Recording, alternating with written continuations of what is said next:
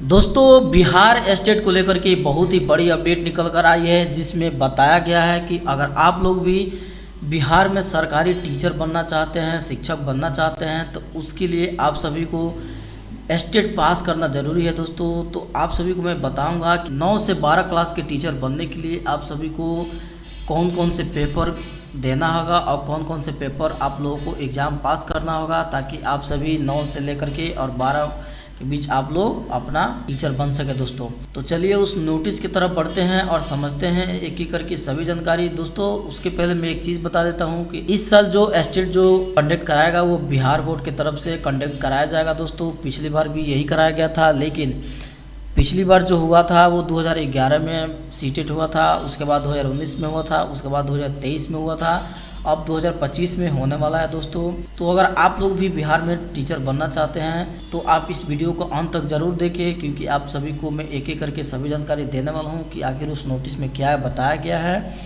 और आप लोगों को क्या क्या है। दोस्तों चलिए बढ़ते हैं उस नोटिस की तरफ और समझते हैं एक एक करके सभी जानकारी। नमस्कार दोस्तों, मेरा नाम है मंकेश और आप देख रहे हैं MS explore point YouTube channel. अगर आप इस चैनल पर नए हैं तो चैनल को सब्सक्राइब जरूर कर लें और अपने दोस्तों के साथ शेयर जरूर करें, ताकि वो भी इस वीडियो का लाभ ले सके।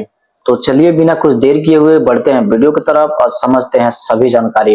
तो दोस्तों अगर आप लोग इसके नोटिस को देखेंगे तो इसमें बताया गया है कि शिक्षा विभाग ने बिहार बोर्ड को भेजा दिशा निर्देश, यानी कि जो शिक्षा विभाग है वो बिहार बोर्ड को एक निर्देश भेजा है 2025 स्टेट कराने के लिए। दोस्तों जो कि पहले से इसकी तैयारी शुरू हो चुकी है, सभी विषयों को लिए STET बहुत जल्द शुरू होगा। दोस्तों और नीचे बताया गया है कि 9 से 12 तक के शिक्षक बनने के लिए STET पास होना ज़रूरी है। दोस्तों यानी कि अगर आप सभी को 9 से 12 तक के शिक्षक बनना है तो आप सभी को STET पास होना ज़रूरी है, क्वालिफाई होना ज़रूरी है। दोस्तों और इसमें देखेंगे बताया गया है कि बिहार बोर्ड अब तय करेगा परीक्षा की तारीख, यानी कि बिहार बोर्ड की तरफ से बहुत ही जल्दी स्टेट के लिए तारीख जारी होगा परीक्षा के। दोस्तों और इसमें आप लोग देखेंगे बताया गया है कि STET पेपर 1 में माध्यमिक के लिए इन विषयों के लिए होगी, यानी कि माध्यमिक टीचर के लिए आप सभी को पेपर 1 पास करना होगा, जिसमें क्या क्या इसमें विषय होना चाहिए। इसमें आप लोग को देख सकते हैं दिया गया है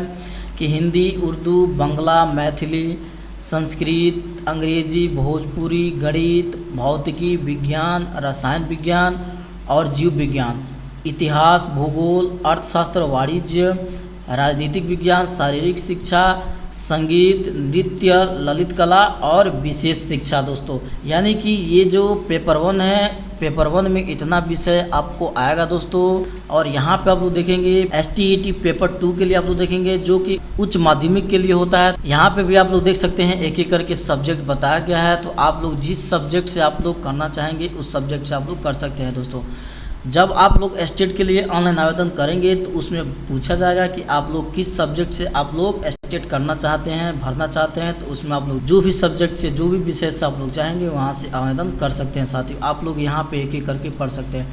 चलिए अब समझ लेते हैं इसमें क्या क्या और बताया गया है। तो यहाँ पर बताया गया है कि राज्य में जल्द ही सभी विषयों की माध्यमिक शिक्षा पात्रता परीक्षा STET होगी।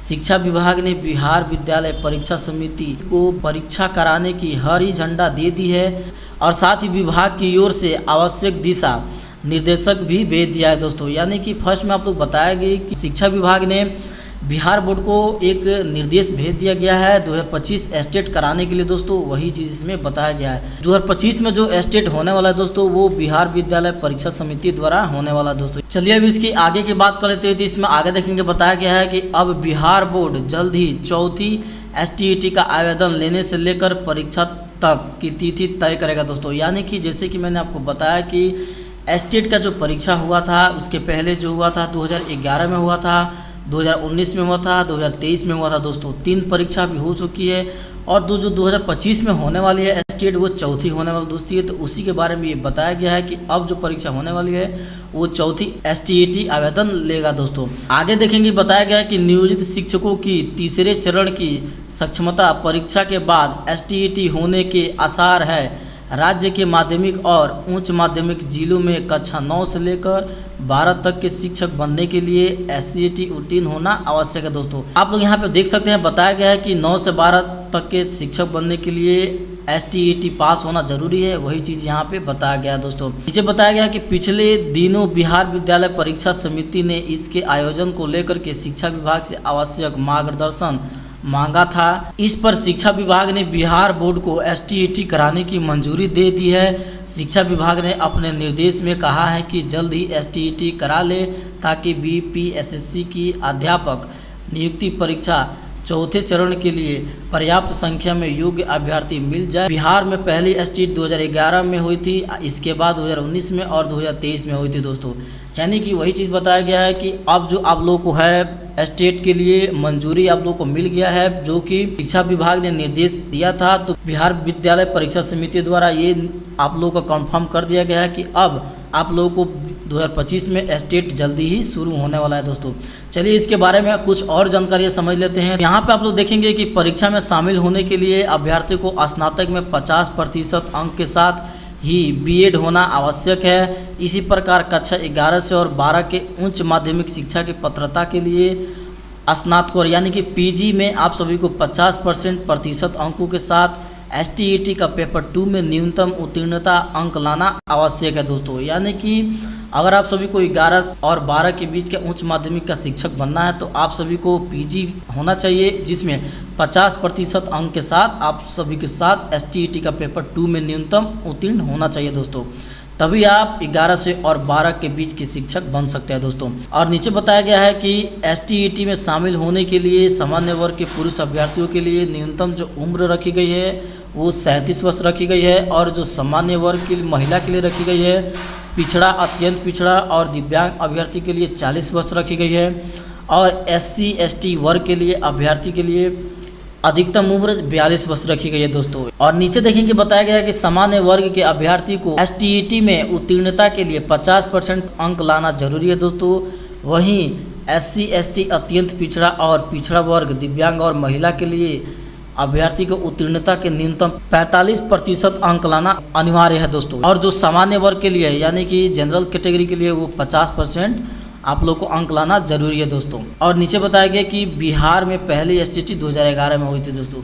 तो इसके बारे में आप लोग तो समझ गए होंगे। चलिए इसके बारे में और कुछ जानकारियाँ समझ लेते हैं कि आप सभी को इसका एग्ज़ाम पैटर्न क्या होने वाला है और इसमें सिलेबस क्या होने वाला है, कितने क्वेश्चन पूछते हैं। चलिए इसके बारे में भी एक एक करके समझ लेते हैं।